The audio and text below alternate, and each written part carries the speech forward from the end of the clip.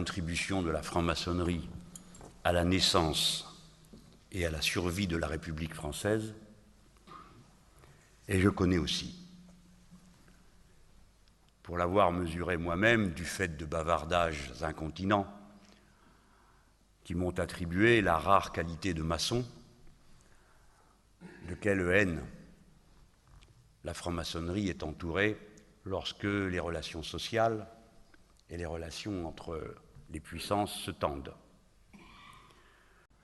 Parce que si nous, francs-maçons, ne savons pas prendre la dimension de notre pouvoir et de notre savoir, comme nous avons su prendre nos responsabilités dans d'autres conditions qui étaient soit révolutionnaires, soit me réjouir d'être dans cette période qui était une période que vous avez dite dangereuse, mais la franc-maçonnerie sait la dangerosité de sa propre démarche et je crois que dans les incertitudes qui ont été dites. Je vois qu'on partage au moins une chose de manière sûre, c'est que la crise que nous vivons, la saison des tempêtes dans laquelle nous sommes entrés, c'est pas ça le pire. Ce qui serait le pire, c'est qu'on n'en profite pas pour en faire surgir un monde nouveau. C'est qu'on n'en profite pas pour en faire surgir un monde nouveau.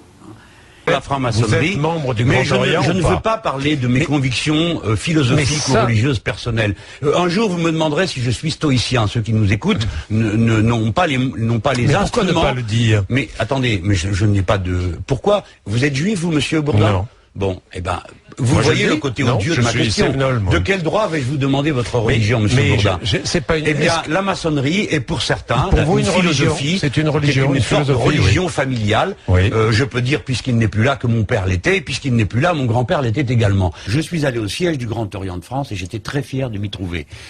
Parce que je faisais un discours qui était une réplique au chef de l'État. Je prends très au sérieux la République, ses institutions, ceux qui les incarnent, même s'ils ne sont pas de mon avis. Donc voilà. Bon, après, j'ai écrit 80 pages, c'est bon, on va parler de mes 80 pages, pas discuter jusqu'à la nuit de savoir si je rentre dans ce temple avec un tablier ou sans, ça ne présente aucune espèce d'intérêt. Donc alors, je dis, la maçonnerie est fondamentale dans la défense de la République, j'appartiens philosophiquement au courant des Lumières, et c'est ma référence ultime. Qu'est-ce que je peux vous dire de plus? Le reste, vous avez compris le truc? Moi, c'est Mélenchon. Tu connais pas le dîner du siècle? Le dîner du siècle, c'est la réunion des 500 personnes qui dirigent ce pays, mais il y a des parlementaires de gauche et de droite, enfin de gauche, socialistes et de droite. Si, le dîner du siècle, c'est un endroit où tous les derniers mercredis du mois... C'est ça le piège, vous foutez de moi là? Non, mais véridique. Mais Michel, dis quelque chose. Le dîner du siècle, c'est tous les... Non, mais c'est vérifiable sur Internet ou sur la doc, c'est tous les derniers mercredis du mois... à l'Automobile Club de France, place de la Concorde, se retrouvent les Harley de Chabot, les Patrick Poivre d'Arvor, les David Pujadas, des ministres, des hommes d'affaires, des Alain Minck. Je vous remercie pour la qualité de vos interrogations et je ne suis pas peu heureux de me... Voyez avec M. Quatennens, ma vie privée ne vous regarde pas, madame. Sinon, on va parler de la vôtre aussi. Faut éviter de me toucher là, les gens. Je viens juste de dire qu'il faut éviter de me toucher. Abruti. Ça va, qu'est-ce qu'il y a? Je vais faire un demander, moi. T'es pas obligé de me péter mes fleurs. Hein. Ah, quel crétin encore. Poussez-moi cette vermine. Je peux faire des photos avec vous? Pourquoi? Je dois quelque chose. Mais je veux faire une photo avec vous. Je veux pas. Mais pourquoi? Je veux pas, connard. Mais c'est pas la peine de m'insulter. Dégage. Mais c'est pas la peine de m'insulter. C'est pas la peine de m'emmerder. Mais je vous emmerde pas, monsieur. Je m'emmerde. Je veux pas faire une photo avec toi. Pourquoi avec... Mais pourquoi vous voulez pas qu'on vous les... Parce que je ne te dois rien, je ne te connais pas. Mais vous dites qu'on a le droit de filmer. Il y aura une révolution dans le pays. Non. Mais non, mais attendez. Parce qu'on c'est pas ici qu'on assassinera. Ah ben non, on n'assassinera personne. Mais non. Il n'y aura plus de respect. Quand on va vous supprimer à manger et à boire. Non. Droite-gauche mélangée, vous ne respectez pas. Ah bon, attention. Bah, vous savez alors. Bien attention, on arrive à un point de rupture. On arrive à un point de rupture. Non, monsieur Mélenchon, ça va pas. Et voilà. Pendant 2 heures, je vais rien te dire. Pourquoi tu me parles comme ça? Pourquoi on vous respecte pas? J'use ma vie à vous défendre. Juge ma vie. Mais vous... Regardez-moi ce gros imbécile. Voilà. Exactement, on ne peut pas être sénateur. Oui, monsieur, vous êtes un gros imbécile. Voilà, c'est Parce bien que, ce que je disais. eh oui, Bien mon ce que je bonhomme, disais. on ne peut pas être sénateur et député en même temps. Le monsieur est impoli. Oui, impoli. Et vous, vous êtes une... Et vous, qu'est-ce que vous êtes? Mais si vous dites une bêtise pour induire les gens en erreur, regardez-moi dans les yeux, vous êtes un homme? Alors je gagne 40 000 euros, espèce d'imbécile? Ouais, comment tu le sais? Vas-y, dis-le voir.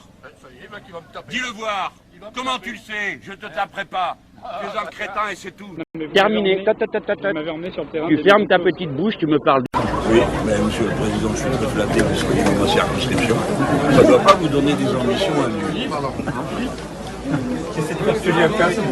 J'ai l'impression que pourquoi vous n'avez pas amené Madame Merkel se promener un peu là?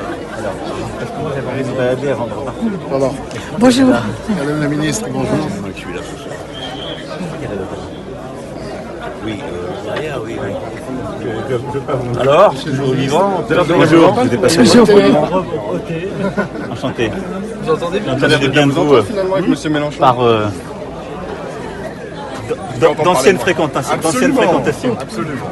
La terre de la confrontation, c'est Marseille pour vous deux finalement. Bah, on a échangé tout à l'heure dans un échange républicain et moi j'ai toujours beaucoup de plaisir à échanger avec Monsieur Mélenchon parce que on n'a pas toujours les mêmes idées sur tout.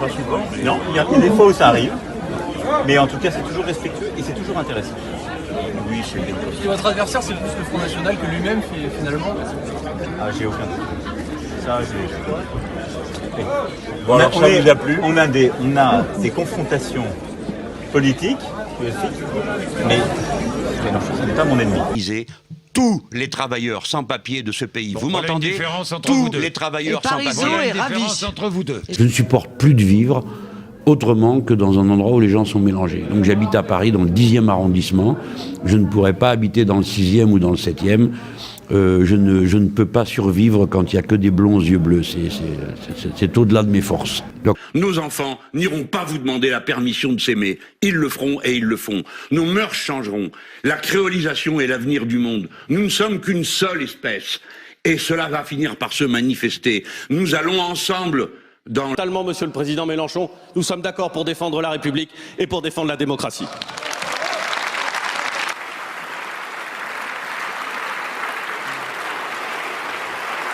Si cette vaccination était obligatoire, comptez sur moi pour vous courir derrière, pour que vous soyez vaccinés. L'ordre du monde va changer. Beaucoup. Dans 10 ans, ce que vous avez sous les yeux sera profondément remodelé. Nous nous flagellons tous. D'ailleurs, les auditeurs aussi. Envoyer des excuses ça leur fait beaucoup de bien. Ils adorent ça. Qu'on s'excuse, qu'on se repente. Allez, dans qu'on un regrette. instant, Parfois on peut se tromper simplement. Dans un instant, les